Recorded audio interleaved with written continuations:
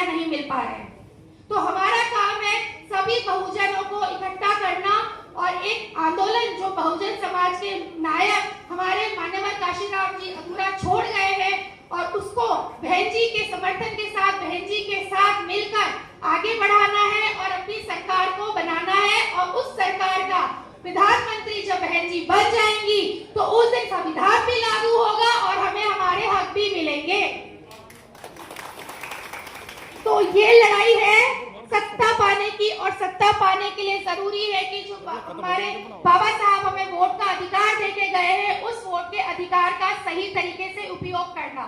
और वो सही तरीके का उपयोग तभी होगा जब हम लोगों की कही सुनी बातों में ना आकर, एक दूसरी जगह पे ना बटकर, दूसरी पार्टियों में ना बटकर एक जगह आके खड़े हो जाए, अपने नीले झंडे, हाथी निशान वाले नीले झंडे के नीचे आके खड़े हो जाए। और जिस दिन हमने ऐसा काम कर दिया, और मैं ये नहीं कहती कि ये समय बहुत दूर है, अगर आप आज, लेकिन अभी भी हमने गुलामियों की बेड़ी नहीं तोड़ी है और वो तभी टूटेगी जब पुरुषों के साथ साथ हमारे देश की महिलाएं भी, हमारे समाज की महिलाएं भी बढ़ चढ़ के हिस्सा लेंगी अपने आप को इस गुलामी से आजाद करने के लिए। तो महिलाओं को बराबर का हक देते हुए, क्योंकि सरकार भी कहती है कि महिलाओं का 50% अगर महिलाएं हैं तो हम महिलाओं को भी पूरा 50% का हक मिलना चाहिए, लेकिन वो 50% तो शायद नहीं दे सकते, लेकिन जो 33% देने की बात वो कहते हैं वो भी पूरी तरीके से लागू नहीं करते। वो लागू कैसे करेंगे? जब तक संविधान ही अभी हमारा 100% लागू नहीं हुआ तो महिलाओं को तो उनके हक मिलना तो शायद अभी समय लगेगा। लेकिन मैं ये जानती हूँ कि महिला शक्ति अब किसी से कम नहीं है। जब महिलाएं पढ़ने लग गई है, लिखने लग गई है, चांद तक पहुंचने लग गई है, तो बहुजन समाज की जो महिलाएं, क्योंकि अभी तक जो चांद पे पहुंची है शायद बहुजन समाज की कोई महिला नहीं पहुंची, लेकिन वो दिन दूर नहीं है जिस दिन हमारे समाज की महिलाएं भी चांद तक पहुंचेगी और वो हर काम करेंगी जो बाकी उस समाज की महिलाएं करती हैं। सिर्फ इतनी जरूरत है कि आप लोग अपना आगे आइए, जहां भी आपको बोला जाता है। अब पीछे रहने से काम नहीं चलेगा, हमें अपने हक की लड़ाई खुद कर लड़नी पड़ेगी। तो उन सब के लिए हमें बहुजन समाज पार्टी हमारे मान्यवर साहब बना के दे गए, क्योंकि बिना किसी पार्टी के तले और बिना किसी एक झंडे के नीचे हुए बिना हम लोग कोई भी सत्ता की लड़ाई नहीं जीत सकते, क्योंकि जिसकी सत्ता होगी राज भी उसी का चलेगा। अगर सत्ता हमारी होगी तो निश्चित तौर पे राज बहुजन समाज का चलेगा। और बहुजन समाज, ये गलतफहमी निकाल दीजिए कि बहुजन समाज से दलित समाज है। बहुजन समाज का मतलब है कि अल्पसंख्यक समाज भी है, दलित समाज भी है, ओबीसी वर्ग। हमारी जो लड़ाई है वो छोटी लड़ाई नहीं है।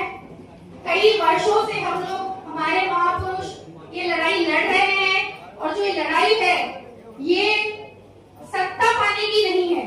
सत्ता तो चाहिए, क्योंकि हमें पता है कि बिना सत्ता के कुछ नहीं है, लेकिन ये लड़ाई वो लड़ाई है जो मान्यवर साहब ने, बाबा साहब ने शुरू करी, हमारे महापुरुषों ने शुरू करी, वो है मान सम्मान की लड़ाई।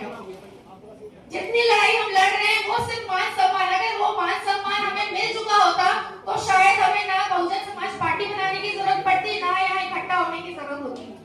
अगर वो मान सम्मान हमें बाकी पार्टियां, क्योंकि बहुत सालों से तो कांग्रेस ही राज कर रही है, जब से हमारा देश आजाद हुआ है तब से इस भारतवर्ष में कांग्रेस ने राज किया है।